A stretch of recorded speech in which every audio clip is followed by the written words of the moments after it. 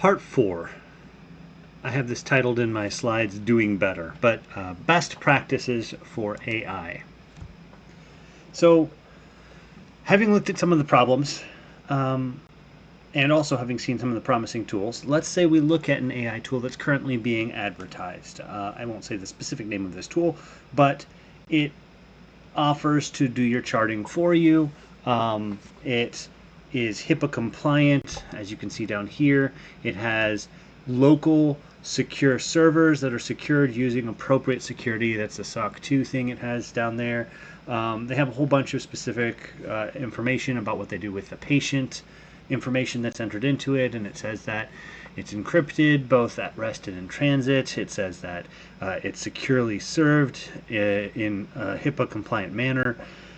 They specifically say that all of the AI models used are HIPAA compliant, they protect health information, and it's never used for training purposes.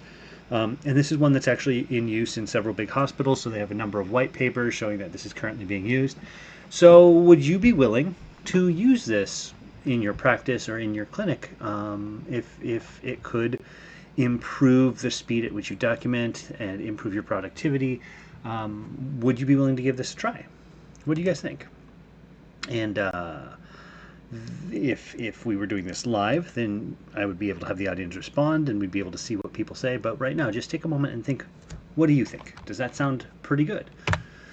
Okay, so before we go back to that example, let's just really quickly talk about the ethics involved in deciding whether or not to use any of these things, because we've just been talking about the actual practical validity and reliability and accuracy and all these other issues. But what about the ethics of using AI? And I'm going to ignore the world-ending ethics that we sort of just glazed over, the water use and all those other stuff. We're just talking about specifically, is it ethical to use AI in clinical practice within our field? So let's firstly quickly define those terms. We have laws, we have ethics, we have morals, and we have values. And each of these things are different. Values are going to be the internal beliefs that guide our behavior. Morals are going to be our specific rules for our personal behavior, what we think is right and wrong for us and for those around us. Ethics are codified rules for group behavior for the different groups we belong to, and we can have different codes of ethics for each different group. Laws are actually mandatory rules for behavior that are, again, at a group level, but they're laws based on specific precedent and policies and all this other stuff. Laws are not the same as morals and values and ethics, and laws don't have to be ethical. And something can be unethical and not be illegal. And so there's a difference, and there's a little bit of a tension between all of these things. If you treat this sort of as a spectrum, with just doing whatever you want on an instinctual intuition level at one side, and then actually doing things based on what you think is right for the greater good on this other side, what you see is there's a dialectic, there's a spectrum between restricted behaviors and free and autonomous behaviors, between the populace level good and the individual level good, and the individual level freedom and the populace level freedoms, between the social and the personal, between external rules and internal rules, and between what you believe you're obligated to do and what you choose to do. And we often flatten this down, but the fact of the matter is all of us fall at different points of the spectrum in different parts of our lives, in different groups at different times, and we will oscillate back and forth. So it's also important to understand that all of these, every single one of these, is influenced by a lot of other stuff, right? So morals, the internal values you have a huge influence on the ethics that are going to be set for the groups you belong to and the laws that are going to be set in those groups, because morals influence what laws and ethics we think need to be passed and enforced. Laws, however, are also going to have an influence on what we think is ethical, what we think is moral, and our instincts and intuitions. We don't want to break the law, we might get in trouble. But then we also have things like money, and we have identity, and we have education, we have things like religion, we have things like the global interactions, and then we have politics. And all of these different things are going to have different influences. Money is going to influence all of these different things. Maybe a little bit of a less impact on morality, but it's going to impact what we want to do. It's going to impact what we choose to do and what is legal to do. Meanwhile, all of these other things like education is going to impact whether we have money and our sense of identity, how we identify, our politics, our religion. And then all of those things, religion for example, is going to impact everything else. Meanwhile, globalism is going to cause all of these interactions that we have no control over. And then we're going to throw AI into the middle of all of this. So it's really important to understand that we can't flatten this down to just, is it right or is it wrong to use AI? It is incredibly complicated, like any other healthcare technology we've ever implemented. So what we can try to do is identify at these different levels what is currently the best practice. So let's talk about ethics, because that is one thing we can specifically define for our field. You have a professional association, right? Maybe, if you're an audiologist, maybe you have AAA, or you have ASHA, or you have the ADA, or you have CASHA. Each of these different organizations has a code of ethics, and that code of ethics is a set of rules and guidelines for the professionals in the field to follow. Now, those aren't necessarily the same as laws, but there might be a little bit of teeth involved in them. If you don't follow them, maybe you can get kicked out of the group. But they also have best practice statements, preferred practice statements. They have guidelines that they publish. They have position statements. And they also have things like knowledge and skills competencies that need to be checked off. And they do technical reports on the state of the field. All of these things help to define the ethics that we should be following. You also have workplace and employer rules and regulations. So the hospital you're at or the school you teach at, those are going to have their own AI guidelines, hopefully. State codes of conduct are going to be a thing that we need to follow as speech language pathologists, as audiologists. State licensure code of ethics, so you have your state license in addition to your CCCs, and there's different codes of ethics for that. And then depending on where you are, you might even have something like employee handbook that provides you additional ethics guidelines for you to follow. In this case, I have it if you're a member of USD 259, the public school district in Wichita. So all of these ethics are things that apply to speech language pathologists, audiologists. We also have just general rules of ethics for all healthcare practitioners. So for example, within the medical realm, there are these principles like beneficence, non-maleficence, autonomy, and justice. And each of those are things that most medical professionals aspire to. And they have broad definitions, but the idea is with beneficence, you want to do good. With non-maleficence, you want to do no harm. With autonomy, you want to respect people's agency, their right to choose, their free will. With justice, you want to make sure that there is equity in access and outcomes. And these are some general guidelines that are built into things like the Hippocratic Oath. There are also laws that apply to you. Now, these are going to vary. So professional association rules can sometimes have teeth or be associated with existing laws. State licensure rules and regulations are often associated with state level laws. And in Kansas, where I am, this is just an example of some of the specific sets of rules that apply to us. Then you're going to have federal agencies, so you guys all have to follow HIPAA, you have to follow FERPA, you very likely have to worry about things like Medicare and Medicaid and CMS's rules. And so those are all going to be legal things that apply to you and change how you behave. So I've now thrown out some ethical sets of rules that apply to us, and I've thrown out some legal sets of rules that apply to us. Morals and instincts, those aren't things that are set by anyone. That's at the individual level. So you also have those. But just focusing on these external rules, to the best of my knowledge, no one has codified AI into any of these at this point. I mean, there's a few things. So for example, I've talked at Wichita State University about AI, and I've talked at Fort Hays about AI. And Both of those places have some broad AI guidelines. Don't use it to plagiarize, disclose when you use it. But for the most part, there isn't any good set of rules about what AI should look like in our field. And without those ethics or legal precedents at the moment, we're very much in the Wild West. Now, it is important to keep in mind that if we don't take the reins, someone else will. If we don't actually take steps to put in some form of guiding principles, then it's basically just going to be on what's profitable. And that is not always what's best for our clients. In terms of general guidelines that do pop up in a lot of the broad papers that have been published by different national organizations, by local organizations, by researchers in AI, the general rules that we should be following are human in the loop. And what that means is we need to make sure a human comes up with the initial plan. AI can help at various stages, but then we need to make sure a human reviews the final output and has the final sign-off. So you need to have human first and human last.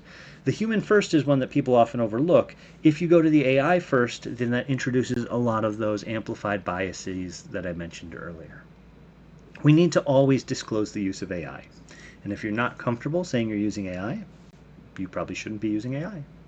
We need to have informed consent, and the informed is the difficult part because that also means we need to inform ourselves so that we can then inform our clients.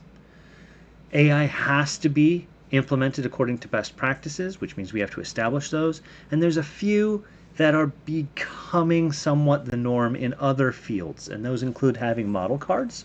So just like when you walk into any chemistry lab, there's some papers there that tell you all the dangerous chemicals in the room. A model card is a little card, a piece of paper, normally digital, that says, hey, here are all the key properties of this AI model being used so that you know what's happening. And that includes things like what data was used and how it was trained and if there's any kind of supervision. We also need to develop policy best practices. So how do we make sure AI is HIPAA and FERPA compliant? And there's some basic rules, but they're not things that people know about very well yet until something goes wrong. So something can be HIPAA compliant, but for it to be properly HIPAA compliant, you have to have a business associates agreement, you have to actually make sure the end user agreement protects you, and you have to have in place a PCCP, a pre-existing change control plan. So let's talk about those. Human first, human last. Humans should always initiate the AI, and they should always determine the inputs, and then they'll supervise, and they will look at the final outputs. Plus, we will audit the systems occasionally to see if they've changed. We have to have at least that. Disclose the use of AI. Yep, so I said that already. Informed consent, and it's absolutely essential you understand how the AI is working, because otherwise you can't get proper informed consent. So if you just think about these few things that I just threw at you right now, and we go back to this AI that I showed you earlier, is it okay to use this? And maybe you don't have quite enough information on this page, but it sounds pretty good. If I hadn't have just talked to you about all the various biases and stuff, I think a lot of you would be willing to give it a try and at least see how it works. And that's okay, but there's some things I want you guys to think about when you see all these AI apps out there. The first one is that having that little HIPAA compliant sticker on it doesn't actually have anything to do with you. It has to do with them. It means that they've met certain compliance issues so that HIPAA allows them to function. But you're still required to be HIPAA compliant. You're not automatically given compliance just because you used a tool that went through the steps themselves. And HIPAA has various rules, like for example the minimum necessary rule. So if you're using an ambient documentation system that's recording everything going on in the room and everything the person says, and all of that goes into their chart, and you don't delete everything that's not relevant, you've just violated HIPAA's minimum necessary data law, and that means that you are in violation of HIPAA. It's also important to understand that HIPAA only applies to you if you have a business associate agreement. for the specific AI tool that you're using. These are usually not something an individual clinician is going to get. This is something that's going to happen at an institution or organization level. So your hospital will have a BAA agreement, and that's going to have strict rules about what happens with PHI, what happens, what are they allowed to keep, what is the AI company allowed to do with the data. And it's probably not something that an individual is usually going to be very easily able to negotiate. The agreement has to be in place, though, for you as a clinician to have any HIPAA compliance. Without it, it doesn't apply to you. It's not HIPAA compliant, even if they have that HIPAA compliant sticker. You also need to be aware that there are different state laws, for example, state recording laws, that will impact whether or not it's appropriate to use AI. Now, I'm from Kansas. We are a one-party consent law, and that means that you can record a conversation as long as one person, for example you, is okay with it. The other person doesn't have to give consent, in which case you could theoretically use an AI tool as long as you're following all the other rules, regardless of whether or not the person you're talking to gives consent. Now, there's some ethical issues with that, but at least you're not violating the state recording laws. That said, in a state like California, that is a two-party consent law, and you actually have to have consent from both parties being recorded, which could be an issue. And if you have more people in the room, then sometimes the law can get even dicier. And if you're doing teletherapy across state lines, the rules can get even dicier. So the general rule of thumb is assume one-party consent unless you know otherwise. And I don't know what it is in Oklahoma. So you also need to be aware that the rules can change depending on what the person says to you. So if they talk about substance abuse, well, now all of a sudden that's going to trigger this this Part 2 clause. You're not allowed to collect information on people's substance abuse. And so if you accidentally put that into their chart and sign off on it because the AI just ambiently picked that up, that can be a huge problem. There's additional rules that need to be in place if you're getting that kind of data. These are things that cover normal electronic medical records, but they don't cover the AI. Similarly, if you're talking about anything that has to do with psychiatric care, then that has a different set of rules. Similarly, if you're doing anything that has to do with decision support instrumentation, so if the AI isn't just documenting, but it's suggesting a recommendation, that immediately triggers these DSI rules, and now all of a sudden there's a whole other set of rules that applies apart from HIPAA. So the last thing I want you to think about is that these end user license agreements that you have to sign as the clinician using these things, unless the BAA is actually designed in a way so you don't have an individual end user license agreement, sometimes they're called the terms of use, very often, as they're written right now, say things like, the clinician is responsible for all errors regardless of if the AI made a mistake. And the clinician, by using it, indemnifies the company of all possible claims, and they can't be held liable for any harm caused, even if the AI is completely wrong. And sometimes, worst of all, it says the clinician assumes all liability. So you need to really pay attention to that. There's other concerns. I talked about some of this, but the PCCP, it's not encoded into law, but it's a best practice suggested by multiple national organizations that because AI changes over time, you have to have ongoing audits to account for model error and drift. So you switch to a new model and suddenly it's no longer showing you the same pictures as we showed in our demo, right?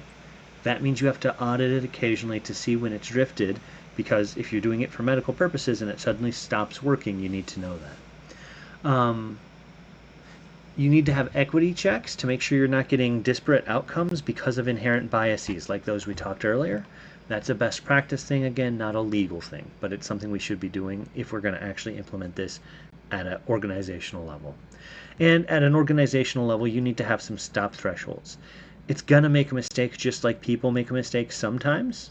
You have to have clearly defined ahead of time what is the threshold at which you say, okay, that's too many mistakes, or that's too many deaths. The other thing to keep in mind is trust is fragile. At some point or another, you're always going to have a client who says, you know, I don't want to work with you anymore. And they have the right to decline further care. They also have the right to pull out of any type of consent that they've given at any time. I no longer consent to you recording me, and I don't want you to put that AI data in. With some of these AI models, it might be really hard to pull that out after the fact. So be aware. The last thing I'm going to throw out is just when we're using AI, we often, honestly, any computer stuff, we often have an idea of what PHI is that's been drilled into us over the last 25 years. That's how old HIPAA is.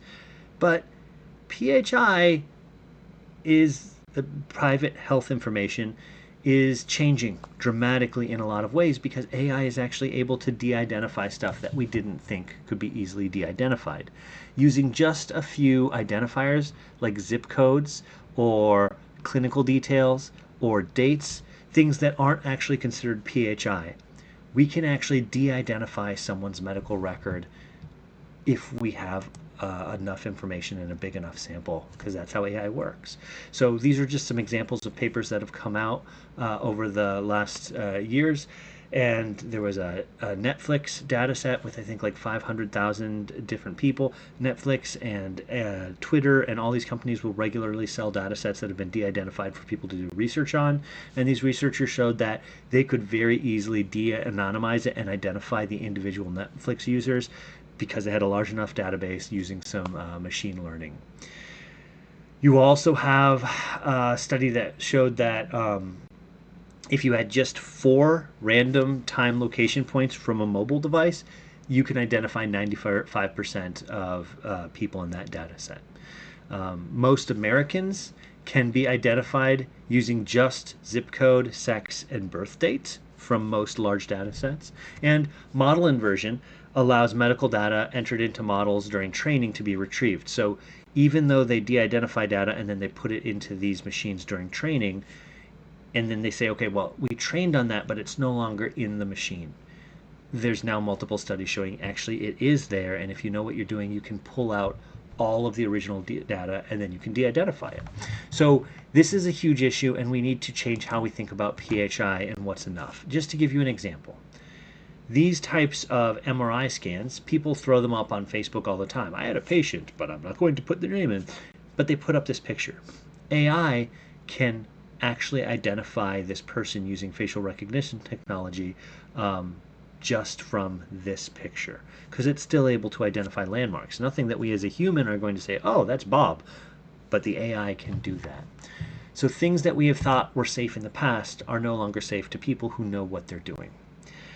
In general guidelines are not enough. We need to develop more formal guidelines, we need to establish AI competencies, and we need to establish AI best practices. So my call to you, first, we need clear AI frameworks to evaluate AI tool readiness. And this is something I'm working on right now, but other people are working on it too.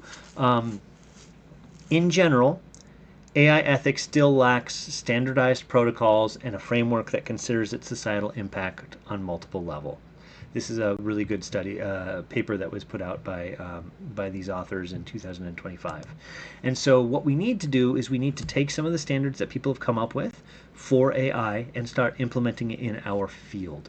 Model cards are one that I think we should be doing. The Mitchell published this paper in 2019. You also see that Gebru is in there. That's a very famous AI ethicist that you might have heard of. But this idea of having model cards for any AI lets people really quickly see what was its intended use, how often does it have false positives and negatives, how often does the data change per model, and we can adapt this to our specific interests in CSD or in audiology. But we can have these key bits of information for our models, and then we can say, okay, I shouldn't use this specific ambient documentation system because they haven't provided any information on who they trained on. But this one has that, and I can trust it a bit more.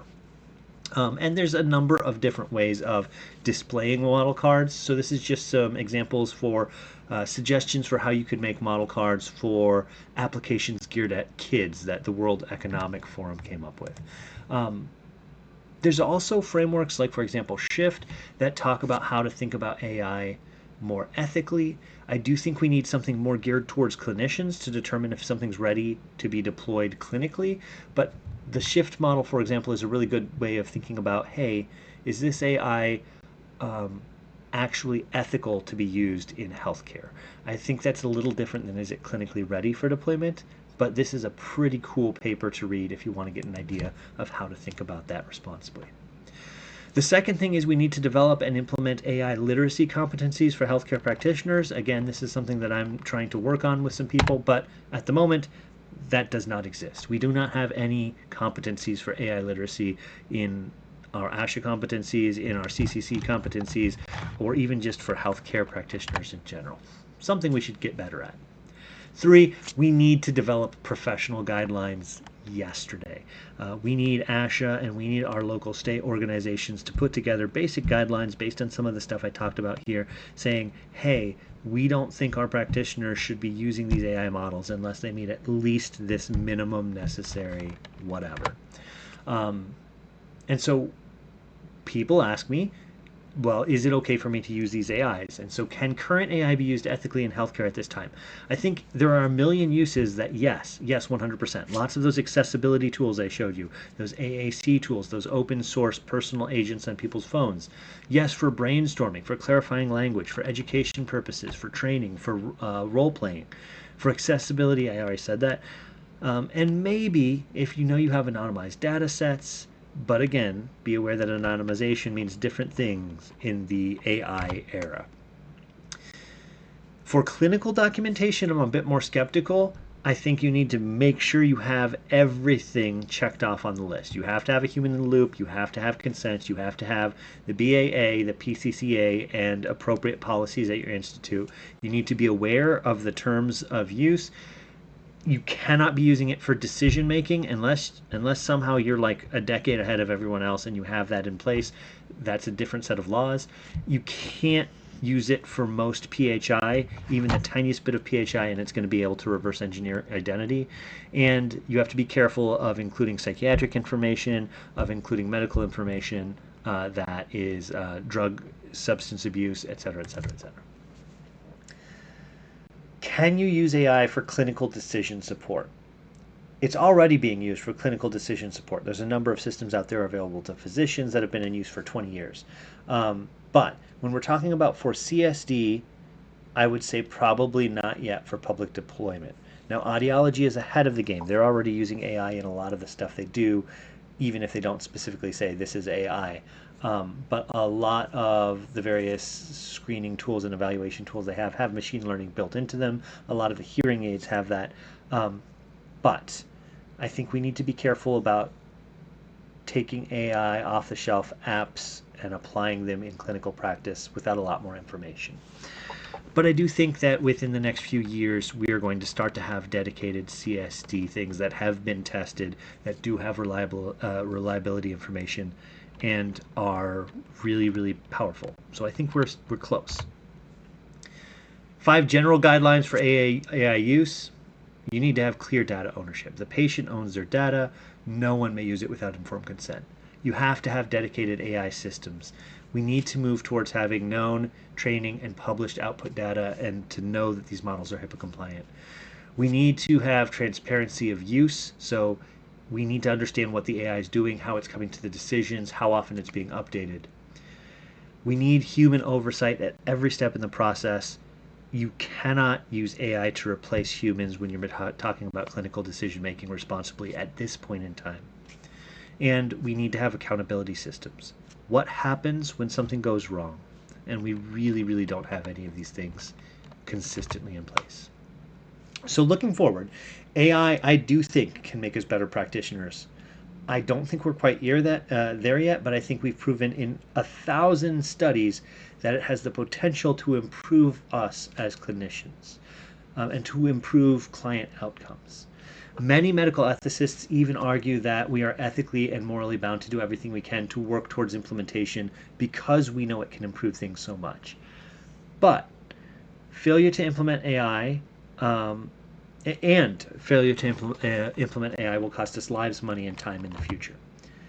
That said, in order to do it right, we need to have more research, more data sets, and so that's what you guys can do. You guys can work towards doing studies or getting corpuses that are open source or trying to take public data sets, like, for example, Aphasia Bank, and build AI models based on them, and then make them available to people with model cards. And if we do that research, and we do research about outcomes with AI versus AI, and AI versus professionals, and AI plus professionals, then we can start to develop the really good, clear guidelines for our profession, and I think we'll be able to use AI responsibly. I do think in the next few years, AI is highly likely to rapidly replace, improve, or augment our best tools. I think AI will outperform even the best of us at certain tasks in certain contexts. And I think we need to be leaders in this area so it doesn't replace us. I'm giving you a huge list of tools. So the handouts have some QR codes. One of them goes to the master folder that has all these documents in there, and then there's also QR codes that'll take you straight to these documents. I'm also going to give you a link and QR code to the slides from this presentation, this massive, ridiculous presentation.